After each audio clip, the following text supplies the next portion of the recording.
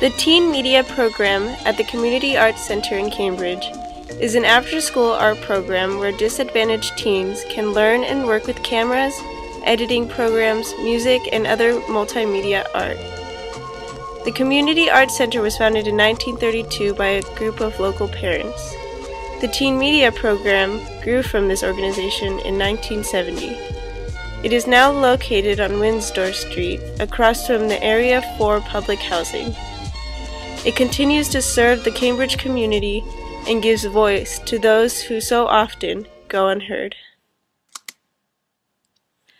60% of the youth identify as Black. Most of these teens are ethnically Caribbean or Haitian.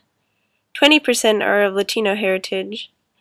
And 30% of the youth are children of immigrants, and so are first-generation Americans, learning English as their second language. 98% of youth in the KID program are low income by the standards of the state. 65% of these children then age up into the Teen Media Program.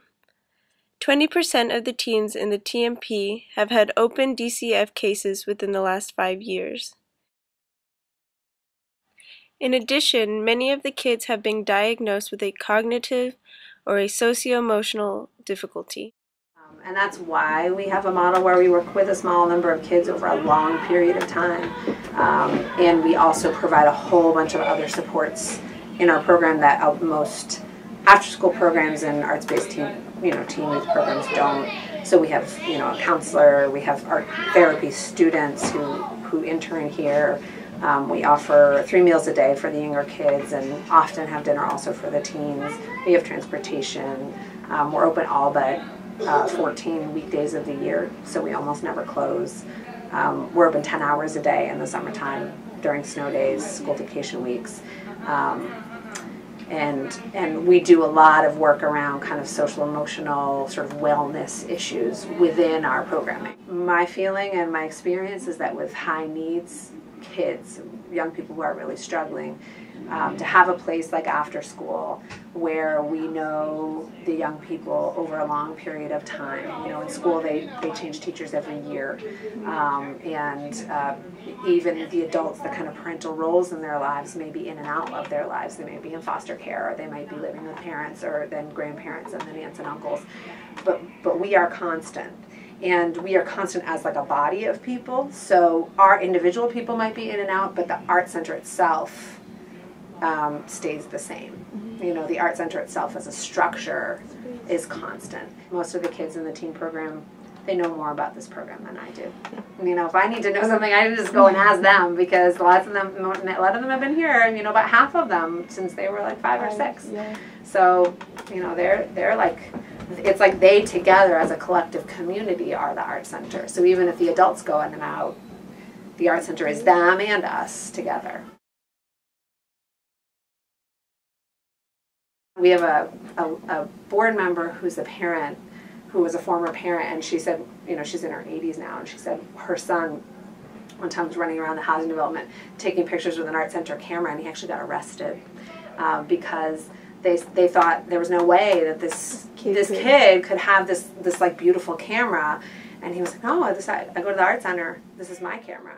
There's a dynamic of the kind of the corporate, non-corporate, the residents versus the people who are passing through, the big versus the small, and people are really conscious of that. A lot of our kids, there's this huge housing development, one of the oldest in the country, that borders some of the one of the biggest innovation centers of the country.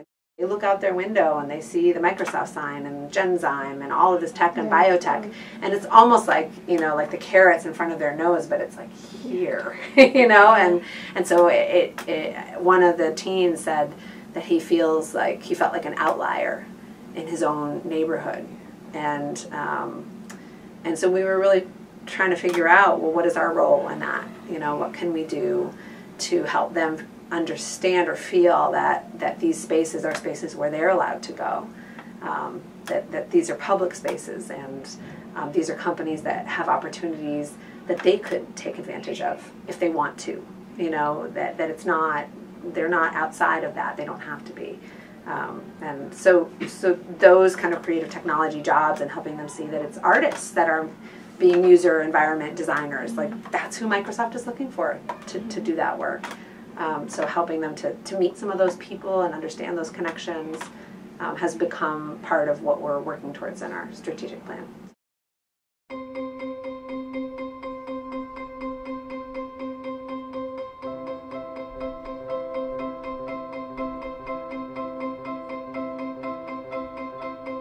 All those processes of taking the picture, taking the right angle, focusing the camera, learning how to use the camera, bringing it into Photoshop, understanding resolution, all these different steps is what we want them to learn. How to start thinking, how to start creating, how to understand how technology works and how art works. But the goal is also for them to develop their creative voice, which of course is also very intimately connected with personal development and with identity.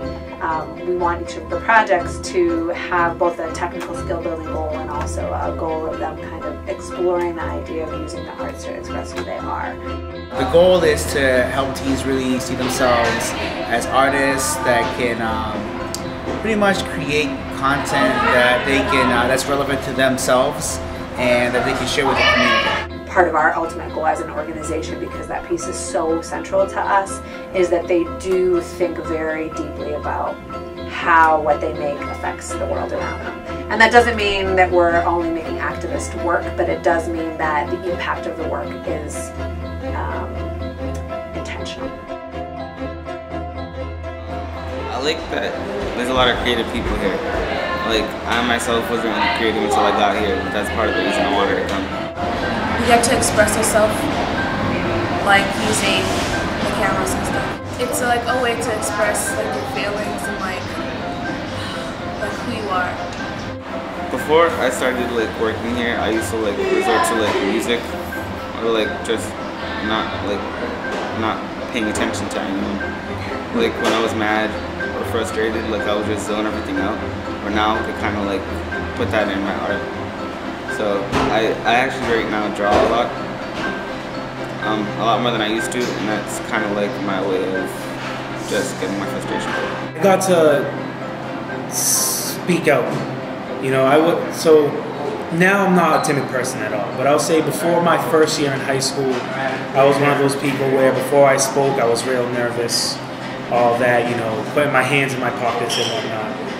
And since I was 13, when I first came in here, I was still in 8th grade. So it was a way to kind of project my voice without exactly having to be in front of a whole group of people and doing it. And then after a while, with the media being able to project my voice through video, kind of gave me a little bit more comfortableness with saying it in front of people without having to do it with video. So it kind of made me, like I said earlier, a little bit more outgoing. Actually, I've actually like giving kids like a little bit of lessons, like not a whole lot. Wow, cool. How does that make you feel? Make me feel good about myself. Yeah, totally. It feels like I've done something good. Have you ever felt like you made something that you really love? Yeah, my collage. How did that make you feel? I feel awesome. Why? I don't know, something about that collage touched me.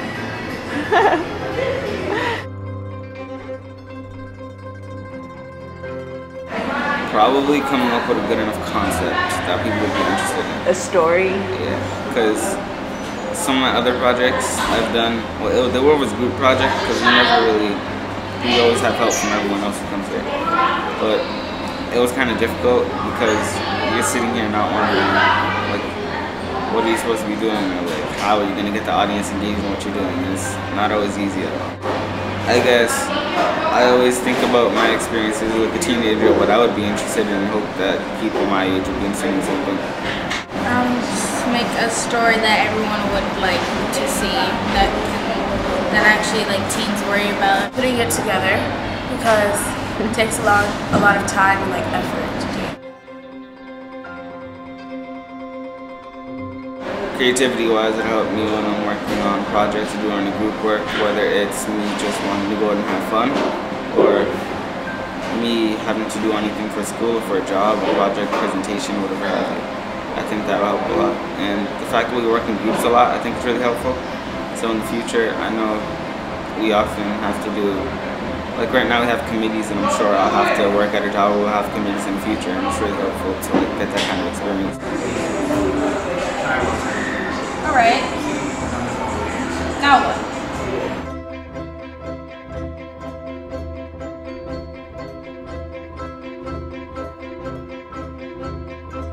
Arts-based programs give people a space to be in the world and learn in a different way and in a way that they don't often have the opportunity to in an academic space. And so what happens is that they come here and they realize that they can learn, whereas before maybe they thought they couldn't. And you know, they realize that they are smart, whereas maybe before they thought they were dumb, or they thought they were failing, or they are failing. But in reality, you know, they just aren't being asked to express what they know. You know, they're not being validated for the way that they see the world and the way that they express themselves. And I don't think an arts-based program is the answer for everybody. I do believe that that creativity is a human right, and I think that it's a human instinct to create, to regenerate things, you know, and that's what we're teaching. And so I think that exercise of making and of being praised and affirmed for the way you make things and having the space to make things the way that you believe they should be made it's a really vital space. And unfortunately, most people, and most young people, especially if they've got their system involved, their lives are very controlled, they're full of fear, and to be able to have a space where they can realize that they have the power to make something, whether it's just a little drawing, you know, up to a whole film festival, that can translate to so many parts of their lives. And of course it translates to the academic environment.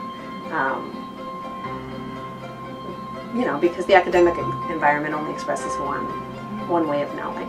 But at least if they know, and they know they can learn, they can carry that anyway they go.